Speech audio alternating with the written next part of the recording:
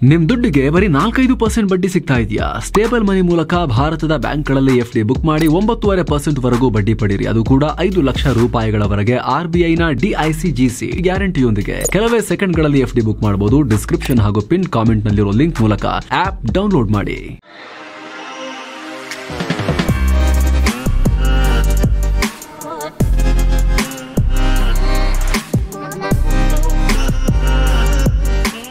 Hi friends, ದಿನದ ಎಲ್ಲ ಪ್ರಮುಖ ಸುದ್ದಿಯನ್ನ ನಿಮಗೆ ತಲುಪಿಸುವ mastmaga.comನ ಫುಲ್ ನ್ಯೂಸ್ಗೆ ಸ್ವಾಗತ. ನಾನು ಅಮರ್ ಪ್ರಸಾದ್. ಕರ್ನಾಟಕದಲ್ಲಿ ಇಡೀ ನಾಗರಿಕ ಸಮಾಜ, ಅದರಲ್ಲೂ ಕೂಡ ಭಾರತೀಯರು ತಲೆ ತಗ್ಗಿಸೋ ಘಟನೆಯಾಗಿದೆ. ಪ್ರವಾಸಕ್ಕೆ ಬಂದಿದ್ದ ಇಸ್ರೇಲಿ ಮಹಿಳೆ ಮತ್ತು ಅವರಿಗೆ ಸಹಾಯಕ್ಕೆ ಅಂತ ಇದ್ದ ಸ್ಥಳೀಯ ಮಹಿಳೆ ಮೇಲೂ ಕೂಡ ಸೇರಿಸಿ ಸಾಮೂಹಿಕ ಅತ್ಯಾಚಾರ ಎಸಗಲಾಗಿದೆ. ಸಂತ್ರಸ್ತ ಮಹಿಳೆಯರು ಇದಕ್ಕೆ ಸಂಬಂಧಪಟ್ಟಂತೆ ಕೊಪ್ಪಳ ಜಿಲ್ಲೆಯ ಗಂಗಾವತಿ ತಾಲೂಕಿನಲ್ಲಿರೋ ಸಾಣಾಪುರ ಕೆರೆ ಬಳಿ ಈ ಘಟನೆ ಆಗಿದೆ ಅಂತ ಆರೋಪ ಮಾಡಿ ದೂರು ಕೊಟ್ಟಿದ್ದಾರೆ. 3 ಪುರುಷರು ಮತ್ತು 2 ಮಹಿಳೆಯರಿದ್ದ ಈ ಗುಂಪು ಕಾಲುವೆ ದಡದಲ್ಲಿ ರಾತ್ರಿ ವೇಳೆ ನಕ್ಷತ್ರಗಳನ್ನು ನೋಡ್ತಾ ಇದ್ರು. ಇದೇ ಹೊತ್ತಲ್ಲಿ ಬೈಕ್ನಲ್ಲಿ ಬಂದ ಆರೋಪಿಗಳು ಮೊದಲಿಗೆ ಪೆಟ್ರೋಲ್ ಎಲ್ಲಿ ಸಿಗುತ್ತೆ ಅಂತ ಇವ್ರ ಬಳಿ ಕೇಳಿದ್ರಂತೆ. ನಂತರ 100 ರೂಪಾಯಿ ಕೊಡುವಂತೆ ಬೇಡಿಕೆ ಇಟ್ಟಿದ್ರು. ಟೂರಿಸ್ಟ್ಗಳು ನಾವು ಹಣ ಇಲ್ಲಿಗೆ ತಗೊಂಡ್ಬಂದಿಲ್ಲ ಅಂತ ಹೇಳಿದ್ರು. ಆದರೆ ಇದಕ್ಕೆ ರುಚಿಗೆದ್ದ ಯುವಕರು ಹಲ್ಲೆಗೆ ಮುಂದಾದ್ರು. ಆದರೆ ಇದೇ ಟೈಮ್ನಲ್ಲಿ ಅಲ್ಲೇ ಇದ್ದ ಒಡಿಶಾ ಮೂಲದ ಟೂರಿಸ್ಟ್ 20 ರೂಪಾಯಿ ಕೊಟ್ಟಿದ್ರು. ಆದರೆ ಇದು ಸಾಕಾಗಲ್ಲ ಅಂತ ಮತ್ತೆ ಗಲಾಟೆ ಮುಂದುವರಿಸಿದ್ದಾರೆ. ಈ ವೇಳೆ ಅಲ್ಲಿದ್ದ 3 ಪುರುಷರನ್ನ ಕಾಲುವೆಗೆ ದೂಕಿದ್ದಾರೆ. ನಂತರ ಉಳಿದ ಇಸ್ರೇಲಿ ಮಹಿಳೆ ಮತ್ತು ಸ್ಥಳೀಯ ಹೋಮ್ ಸ್ಟೇ ಮಾಲಕಿ ಮೇಲೆ ಸಾಮೂಹಿಕ ಅತ್ಯಾಚಾರ ಎಸಗಿದ್ದಾರೆ ಅಂತ ಸಂತ್ರಸ್ತರು ಹೇಳಿದ್ದಾರೆ. ಇನ್ನು ಕಾಲುವೆಗೆ ಬಿದ್ದ ಅಮೆರಿಕ ಮೂಲದ ಡ್ಯಾನಿಯಲ್ ಮತ್ತು ಮಹಾರಾಷ್ಟ್ರದ ಪಂಕಜ್ ಅನ್ನೋರು ಹೇಗೋ ಈಜಿ ದಡವನ್ನ ಸೇರಿದ್ರು. ಆದರೆ ಒಡಿಶಾದ ಬಿಭಾಷ್ ಈಜು ಬರದೆ ಮುಳುಗಿ ಪ್ರಾಣವನ್ನೇ ಕಳ್ಕೊಂಡಿದ್ದಾರೆ. ತುಂಬಾ ದೂರದಲ್ಲಿ ಅವರ ದೇಹ ಸಿಕ್ಕಿದೆ. ನಂತರ ಅಂದ್ರೆ ಈ ಕೃತ್ಯದ ನಂತರ ದುಷ್ಕರ್ಮಿಗಳು ತಾವು ಬಂದ ಬೈಕ್ ಏರಿ ಎಸ್ಕೇಪ್ ಆಗಿದ್ರು ಅಂತ ಸಂತ್ರಸ್ತೆ ಹೋಮ್ ಸ್ಟೇ ಮಾಲಕಿ ದೂರು ದಾಖಲು ಮಾಡಿದ್ದಾರೆ. ಸದ್ಯ ಈ ಮಹಿಳೆಯರಿಗೆ ಸರ್ಕಾರಿ ಆಸ್ಪತ್ರೆಯಲ್ಲಿ ಚಿಕಿತ್ಸೆ ಕೊಡಲಾಗ್ತಿದೆ. ಇನ್ನು ತಪ್ಪಿಸಿಕೊಂಡಿದ್ದ ಆರೋಪಿಗಳ ಪೈಕಿ ಪೊಲೀಸರು 2 ಅರೆಸ್ಟ್ ಮಾಡಿದ್ದಾರೆ. ಬಂಧಿತರನ್ನ ಗಂಗಾವತಿಯ ಸಾಯಿನಗರ ನಿವಾಸಿಗಳಾಗಿರುವ ಮಲ್ಲೇಶ್ ಮತ್ತು ಚೇತನ್ ಸಾಯಿ ಅಂತ ಗುರುತಿಸಲಾಗಿದೆ. ಈಗ ಈ 2 ಆರೋಪಿಗಳು ಗಾರೆ ಕೆಲಸ ಮಾಡ್ತಾ ಇದ್ರು. ಇಬ್ಬರಿಗೂ 21 ವರ್ಷದ ಆಸುಪಾಸು ಏಜ್ ಅಂತ ಗೊತ್ತಾಗಿದೆ. ಇನ್ನೊಬ್ಬ ಆರೋಪಿಗಾಗಿ ಹುಡುಕಾಟ ನಡೆಸ್ತಾ ಇದ್ದೀವಿ ಅಂತ ಕೊಪ್ಪಳ SP ರಾಮ್ ಎಲ್ ಅರ್ಸಿದಿ ಹೇಳಿದ್ದಾರೆ. ಇದಕ್ಕೆ ದೇಶಾದ್ಯಂತ ಆಕ್ರೋಶ ವ್ಯಕ್ತವಾಗ್ತಾ ಇದೆ. ಭಾರತದ ಬಗ್ಗೆ ಹೊರಗಿನ ರಾಷ್ಟ್ರಗಳಿಗೆ ಏನು ಸಂದೇಶ ರವಾನೆ ಮಾಡ್ತಾ ಇದ್ದೀರಾ ಅಂತ ಕ್ವಶನ್ ಮಾಡಲಾಗ್ತಿದೆ. ಟೂರಿಸ್ಟ್ಗಳು ಕೂಡ ಕಮ್ಮಿ ಆಗ್ತಾರೆ ಅನ್ನೋ ಆತಂಕ ಹೊರಹಾಕಲಾಗ್ತಾ ಇದೆ. ಯಾರು ಬರ್ತಾರೆ ಈ ರೀತಿ ಬಿಹೇವ್ ಮಾಡಿದ್ರೆ ಅಂತ. ಅದರಲ್ಲೂ ಟೂರಿಸಂ ಭಾರತಕ್ಕೆ ತುಂಬ ಮುಖ್ಯ. 2024ರಲ್ಲಿ ಭಾರತದ GDPಗೆ ಟೂರಿಸಂ ಒಂದೇ 6.8% ಕೊಡುಗೆಯನ್ನು ಕೊಟ್ಟಿತ್ತು. ಅಂದರೆ 21.5 ಲಕ್ಷ ಕೋಟಿ ರೂಪಾಯಿ ಟರ್ನ್ ಓವರ್ಗೆ ಕಾರಣ ಆಗಿತ್ತು. 2034ರ ವೇಳೆ ಇದು 7.6%ನಷ್ಟು ಏರಿಕೆಯಾಗಿ 43.4 ಲಕ್ಷ ಕೋಟಿ ರೂಪಾಯಿ ಟರ್ನ್ ಓವರ್ಗೆ ಕಾರಣ ಆಗೋ ನಿರೀಕ್ಷೆ ಇದೆ. ಈ ಕ್ಷೇತ್ರದಿಂದ 2024ರಲ್ಲಿ 4.5 ಕೋಟಿ ಉದ್ಯೋಗಗಳು ಸೃಷ್ಟಿಯಾಗಿವೆ. ಭಾರತ ಕೂಡ ತನ್ನ ಟೂರಿಸಂ ಕ್ಷೇತ್ರ ವಿಸ್ತರಿಸೋಕೆ Dekho Apne Desh, Prasad, vibrant village programme, Swadesh 2.0 ಮುಂತಾದ ಯೋಜನೆಗಳನ್ನು ಜಾರಿ ತಂದಿದೆ. 2023ರಲ್ಲಿ ನಮ್ಮ ದೇಶಕ್ಕೆ 92 ಲಕ್ಷ ವಿದೇಶಿ ಪ್ರವಾಸಿಗರು ಭೇಟಿ ಕೊಟ್ಟಿದ್ದಾರೆ. ಈ ಟೂರಿಸ್ಟ್ಗಳಿಂದ ಫಾರಿನ್ ಎಕ್ಸ್ಚೇಂಜ್ ಅರ್ನಿಂಗ್ಸ್ ಅಂದರೆ ವಿದೇಶಿ ವಿನಿಮಯ ಗಳಿಕೆ 2.3 ಲಕ್ಷ ಕೋಟಿ ರೂಪಾಯಿ ಇದೆ. ಸೊ ಟೂರಿಸ್ಟ್ಗಳು ನಮ್ಮ ರಾಷ್ಟ್ರಕ್ಕೆ ತುಂಬ ಮುಖ್ಯ. ಆದರೆ ಭಾರತದಲ್ಲಿ ಇವ್ರನ್ನ ಮೇಲಿಂದ ಮೇಲೆ ಕೆಟ್ಟದಾಗಿ ನಡೆಸ್ಕೊಳ್ಳೋದೇ ಆಗಿದೆ. ಟೂರಿಸ್ಟ್ಗಳನ್ನು ಹಿಡಿದು ಹೊಡೆಯೋದು, ಅವ್ರ ಮೇಲೆ ಅತ್ಯಾಚಾರ ಮಾಡೋದು, ವ್ಲಾಗ್ ಮಾಡೋರ ಮೇಲೆ ಹಲ್ಲೆ ಮಾಡೋದು, ಅವ್ರನ್ನ ಕೆಟ್ಟದಾಗಿ ಬೈದಿರೋ ಸಾಕಷ್ಟು ಎಕ್ಸಾಂಪಲ್ಸ್ ಇದೆ. ಅಲ್ಲದೆ ಕಳೆದ ವರ್ಷ 2024ರ ಮಾರ್ಚ್ನಲ್ಲಿ ಸ್ಪೇನ್ ಮೂಲದ ಮಹಿಳೆ ತನ್ನ ಪತಿಯೊಂದಿಗೆ ಭಾರತ ಪ್ರವಾಸ ಕೈಗೊಂಡಿದ್ರು. ಜಾರ್ಖಂಡ್ನಲ್ಲಿ 8 ಮಂದಿ ಸೇರಿ ಈ ಮಹಿಳೆ ಮೇಲೆ ಸಾಮೂಹಿಕ ಅತ್ಯಾಚಾರ ಮಾಡಿಬಿಟ್ರು ಕ್ರೂರಿಗಳು. ಆಕೆಯ ಪತಿನೂ ಹೊಡೆದ್ರು. ಜೊತೆಗೆ ಅವರ ಬಳಿ ಇದ್ದ 10,000 ರೂಪಾಯಿ ದುಡ್ಡನ್ನು ಕೂಡ ಹೊತ್ಕೊಂಡು ಓಡೋಗಿದ್ರು.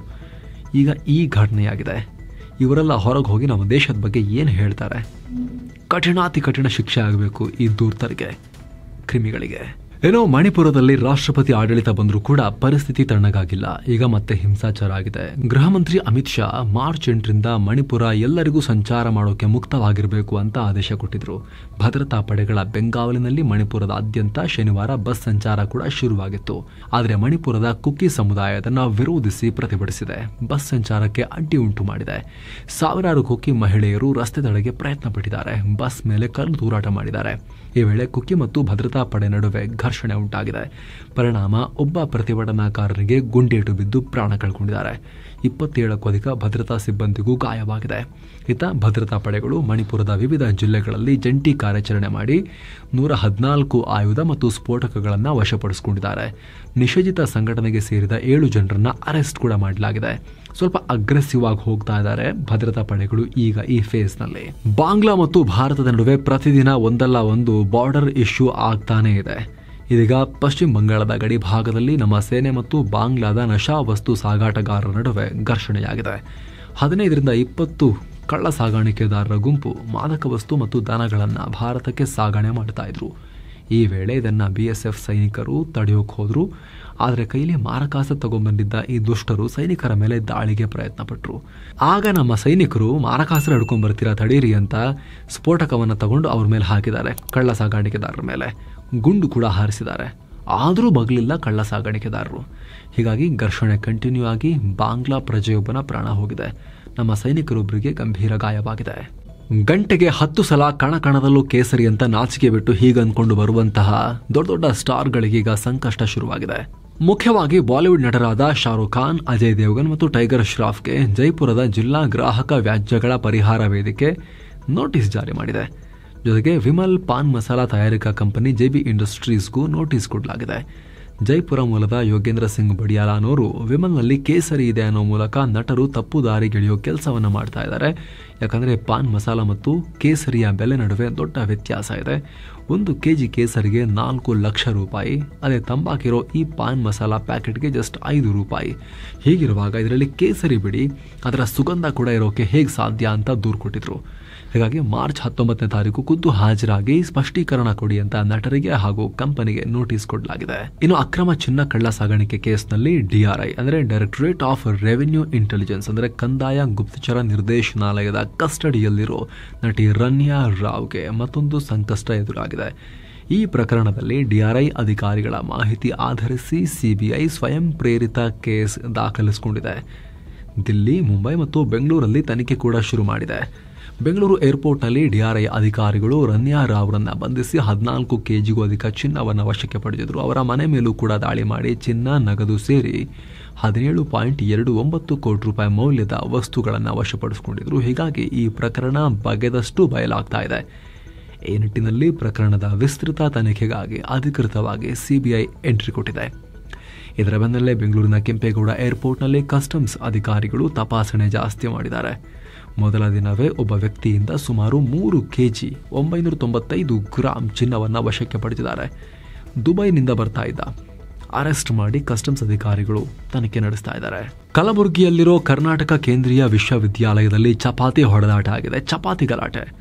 ಉತ್ತರದ ರಾಜ್ಯಗಳ ವಿದ್ಯಾರ್ಥಿಗಳು ನಮಗೆ ಮಷಿನ್ನಿಂದ ಮಾಡಿರೋ ಚಪಾತಿ ಬೇಕು ಅಂದರೆ ದಕ್ಷಿಣ ರಾಜ್ಯಗಳ ವಿದ್ಯಾರ್ಥಿಗಳು ನಮಗೆ ಕೈಯಿಂದ ಮಾಡಿದ್ದ ಚಪಾತಿನೇ ಬೇಕು ಅಂತ ಹಠ ಹಿಡಿದ್ರು. ಪರಿಣಾಮ ಶುಕ್ರವಾರ ತಡರಾತ್ರಿ ಗಲಾಟೆಯಾಗಿದೆ. 2 ಬಣಗಳ ನಡುವೆ ಮಾರಾಮಾರಿಯಾಗಿ ತಲೆಗೆ ಗಂಭೀರವಾಗಿ ಗಾಯ ಆಗಿದೆ ವಿದ್ಯಾರ್ಥಿಗಳಿಗೆ. ಕೆಲವರಿಗೆ ಉದ್ವಿಗ್ನ ವಾತಾವರಣ ಸೃಷ್ಟಿಯಾಗಿದ್ದರಿಂದ ಪೊಲೀಸರು ಮಧ್ಯಪ್ರವೇಶ ಮಾಡಿ ಪರಿಸ್ಥಿತಿಯನ್ನ ತಿಳಿಗೊಳಿಸಿದ್ದಾರೆ. ಇನ್ನು ಕೇಂದ್ರ ಸಾಹಿತ್ಯ ಅಕಾಡೆಮಿ ನೀಡೋ ಅನುವಾದ ಪ್ರಶಸ್ತಿಗೆ ಹಿರಿಯ ಕವಿ ಸಾಹಿತಿ ಸಿದ್ದಲಿಂಗ ಪಟ್ಟಣಶೆಟ್ಟಿ ಆಯ್ಕೆಯಾಗಿದ್ದಾರೆ. ಅವರ ವಿದಿಶಾ ಪ್ರಹಸನ ಕೃತಿ ಆಯ್ಕೆಯಾಗಿದೆ.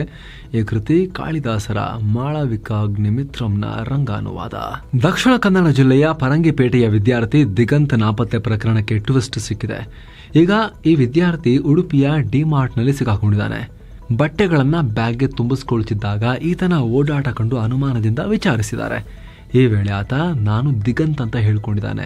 ಆಮೇಲೆ ಸಿಬ್ಬಂದಿ ಪೊಲೀಸರಿಗೆ ಮಾಹಿತಿ ಕೊಟ್ಟಿದ್ದು ಆತನನ್ನ ಮಂಗಳೂರಿಗೆ ಕರ್ಕೊಂಡ್ಬರಲಾಗಿದೆ. ತನ್ನ ತಾಯಿಗೆ ಕಾಲ್ ಮಾಡಿ ದಿಗಂತ್ ನಾನು ಉಡುಪಿಯಲ್ಲಿ ಸೇಫ್ ಆಗಿದ್ದೀನಿ, ನಾನಾಗೆ ಹೋಗಿಲ್ಲ, ಒತ್ತಾಯಪೂರ್ವಕವಾಗಿ ಕರ್ಕೊಂಡು ಹೋಗಿದ್ದಾರೆ ಅಂತ ಹೇಳಿದ್ದಾನೆ. ಆದರೆ ಈ ವಿಚಾರವಾಗಿ ಇನ್ನಷ್ಟೇ ಕ್ಲಾರಿಟಿ ಸಿಗಬೇಕು. ಅಂದಹಾಗೆ ನಾಪತ್ತೆ ಪ್ರಕರಣ ರಾಜ್ಯದಲ್ಲಿ ಭಾರಿ ಕೋಲಾಹಲಕ್ಕೆ ಕಾರಣ ಆಗಿತ್ತು. ನನ್ನ ಮಗನನ್ನ ಹುಡುಕೊಡಿ ಅಂತ ಪೋಷಕರು ಹೈಕೋರ್ಟ್ಗೆ ಹೋಗಿದ್ರು. ವಿಧಾನಸಭೆಯಲ್ಲೆಲ್ಲ ಪ್ರಸ್ತಾಪ ಆಗಿತ್ತು ಈ ವಿಚಾರ ಸೆಷನ್ನಲ್ಲಿ. ಬಾಲಿವುಡ್ ನಟ ವಿಕ್ಕಿ ಕೌಶಲ್ ಅಭಿನಯದ ಛತ್ರಪತಿ ಸಂಭಾಜಿ ಮಹಾರಾಜ್ ಜೀವನ ಆಧಾರಿತ ಚಾವಾ ಸಿನಿಮಾದಲ್ಲಿ ಮಧ್ಯಪ್ರದೇಶದ ಕೋಟೆ ಬಳಿ ನಿಧಿ ಇದೆ ಅಂತ ಉಲ್ಲೇಖಿಸಲಾಗಿತ್ತು.